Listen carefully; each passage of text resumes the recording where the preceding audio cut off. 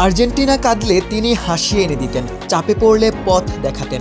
কোটি সমর্থকের স্বপ্ন ভেঙে যাওয়ার ভয় তৈরি হলে তিনি ইতিহাস লিখতেন। আকাশী নীলদের সবচেয়ে গৌরবময় রাতগুলোর দিকে ফিরে তাকালে বারবার একটি মুখই ভেসে আসবে, অ্যাঙ্গেল ডি মারিয়া।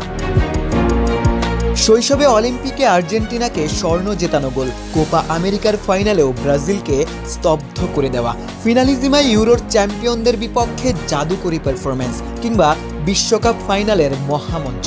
যখনই দলের কাউকে সবথেকে বেশি প্রয়োজন হয়েছে তখনই ত্রাতা হয়েছেন ডি মারিয়া, আর্জেন্টিনার নাম্বার 11, বিগ ম্যাচের সবথেকে বড় প্লেয়ার। ম্যাচের গতি যখন আটকে যেত, প্রতিপক্ষ যখন রক্ষণে দেয়াল তুলে দাঁড়াতো, তখনই উইং থেকে হঠাৎই ডি মারিয়া নামক ধূমকেতুর আগমন ঘটত। দারুণ কোনো কাটব্যাক কিংবা নিখুঁত ফিনিশিং ম্যাচের পুরো দৃশ্যপটই বদলে দিতেন। মেসি যখন প্রতিপক্ষের বিশেষ নজরে থাকতেন তখন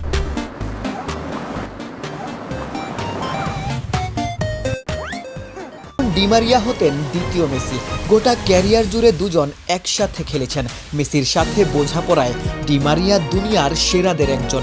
কখনো মেসির জন্য জায়গা তৈরি করেছেন, আবার কখনো মেসির পাসকে দুর্দান্ত কোনো গোলে রূপান্তর করেছেন।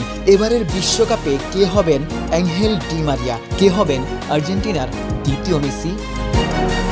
বর্তমান আর্জেন্টিনা দলে প্রতিভার অভাব নেই, তরুণদের মধ্যে সাহস, সম্ভাবনা সবই রয়েছে। তবে ডি মারিয়ার মতো চাপের মুহূর্তে ঠান্ডা মাথায় সিদ্ধান্ত নেবেন কে? কেই বা ফাইনালের মঞ্চে সব আলো নিজের করে নেবেন? মাস্টারমাইন্ড স্ক্যালোনি হয়তো নতুন কোনো সমাধান খুঁজবেন, হয়তো নতুন কোনো নায়কও উঠে আসবেন। তবুও নকআউটের কোনো উত্তেজনাকর রাতে, ম্যাচ যখন সূক্ষ্ম ব্যবধানে ঝুলে থাকবে, তখন হয়তো আর্জেন্টাইন সমর্থকদের মনে একবার হলেও ভেসে আসবে, ইস, এই মুহূর্তে মাঠে যদি ডি মারিয়া থাকতো। আশিক সারোয়ার, নিউজ 24।